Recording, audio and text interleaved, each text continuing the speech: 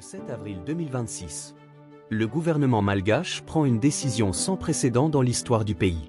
Il décrète un état d'urgence énergétique. Des pénuries généralisées paralysent l'île. Les hôpitaux rationnent leur électricité. Les prix flambent. Et pourtant, Madagascar n'est en guerre avec personne. Il n'y a pas eu de catastrophe naturelle. Pas de coup d'État. La cause de cette crise se trouve à des milliers de kilomètres de là. Dans des conflits que vous avez peut-être suivis de loin. Bienvenue sur Afrique Monde. Aujourd'hui, on décrypte comment des guerres que l'Afrique n'a pas déclenchées lui coûtent des milliards et fragilisent ses États. Parce que dans un monde interconnecté, être spectateur d'un conflit ne vous protège pas de ses conséquences. Pour comprendre pourquoi l'Afrique est aussi exposée aux crises extérieures, il faut d'abord saisir une réalité économique fondamentale.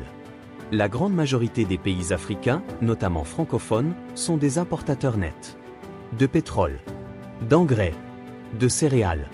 Concrètement, quand les routes maritimes sont perturbées, quand les prix du brut s'envolent, quand les chaînes d'approvisionnement se grippent, l'Afrique absorbe le choc de plein fouet. Regardons les chiffres. Le Moyen-Orient représente 15,8% des importations africaines et 10,9% des exportations du continent. Les conflits coûtent en moyenne 2 à 3 points de PIB par an aux pays directement touchés. Et la dette africaine dépasse désormais 1860 milliards d'euros. Ce n'est pas une question de malchance.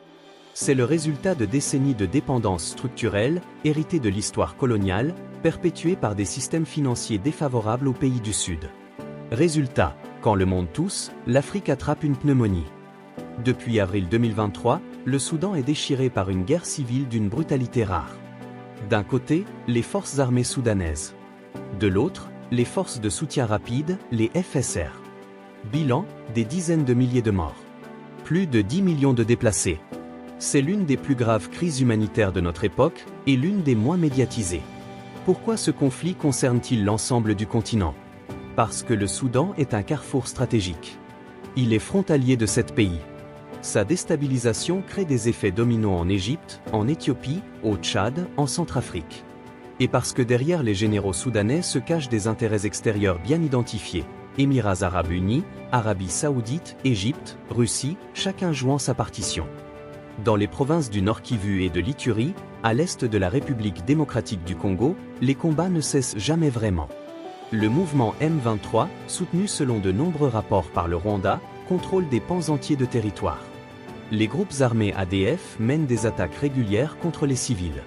Ce qui rend ce conflit particulièrement explosif, c'est la superposition de plusieurs guerres en une. Une guerre de ressources, or, coltan, cobalt. Une guerre d'influence régionale. Et une guerre identitaire aux racines profondes. Les conséquences pour les populations sont dévastatrices. Des millions de déplacés. Des enfants soldats. Une économie pillée. Et voici ce qu'il faut comprendre. Le coltan extrait dans ces mines se retrouve dans vos téléphones. Dans vos voitures électriques. La guerre du Congo, c'est aussi notre guerre.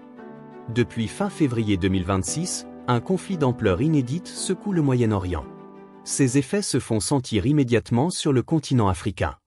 La CEDEAO, la Communauté économique des États de l'Afrique de l'Ouest, a tiré la sonnette d'alarme dès la première semaine. Flambée potentielle des prix de l'énergie. Perturbation des flux gaziers. Risques alimentaires. Concrètement, qu'est-ce que cela signifie pour un habitant de Dakar, d'Abidjan ou de Kinshasa? Des prix à la pompe qui augmentent. Des engrais plus chers, et donc une agriculture fragilisée. Des produits importés hors de portée pour les classes moyennes déjà sous pression. Le PNUD estime que si ce conflit dure plus de 6 mois, la croissance africaine perdra en moyenne 0,2 points de PIB en 2026. Dans des économies qui n'ont pas de marge de manœuvre, c'est considérable. Et c'est là que Madagascar entre en scène. Voilà pourquoi une île qui n'est en guerre avec personne décrète un état d'urgence énergétique. Face à ces 3 foyers, une question s'impose. Pourquoi les institutions censées protéger la paix semblent-elles aussi impuissantes? L'Union africaine traverse elle-même une crise de légitimité. Elle peine à exercer une influence tangible sur des conflits où les vrais décideurs sont souvent extérieurs au continent. Russie, Chine, Émirats arabes unis, Turquie, France en retrait, chaque puissance joue sa partie sur l'échiquier africain, souvent au mépris des populations locales. La Russie s'est installée militairement au Mali, au Burkina Faso, au Niger, en Centrafrique via Wagner, rebaptisé Africa Corps. La Chine multiplie les investissements en infrastructures et renforce son influence diplomatique. Les Émirats arabes unis sont impliqués au Soudan, dans la Corne de l'Afrique, en Libye. La Turquie a ouvert des bases militaires en Somalie et signe des contrats d'armement en Afrique de l'Ouest. Et la France, après le retrait de ses bases du Sahel, cherche à reconfigurer sa présence. Mais il serait réducteur de cantonner l'Afrique au rôle de victime passive. Certains États africains exportateurs de pétrole, Angola, Nigeria, Gabon, pourraient tirer profit de la flambée des prix pour renforcer leur position géopolitique. Et on observe l'émergence d'une diplomatie africaine plus affirmée. L'Afrique du Sud, le Maroc, l'Éthiopie, des acteurs qui refusent d'être de simples spectateurs. La vraie question n'est donc pas « Pourquoi l'Afrique souffre-t-elle des guerres des autres ?» La vraie question est « Comment l'Afrique peut-elle cesser d'en subir les conséquences sans en avoir les leviers ?» Madagascar, donc. Un état d'urgence énergétique causé par une guerre à des milliers de kilomètres. Ce n'est pas une anecdote. C'est le symbole d'une réalité géopolitique que nous allons décrypter ensemble, vidéo après vidéo. L'Afrique n'est pas en dehors du monde. Elle en est l'un des enjeux centraux. Et comprendre ce qui se passe ici, c'est comprendre ce qui se joue à l'échelle planétaire. Je vous laisse avec une question.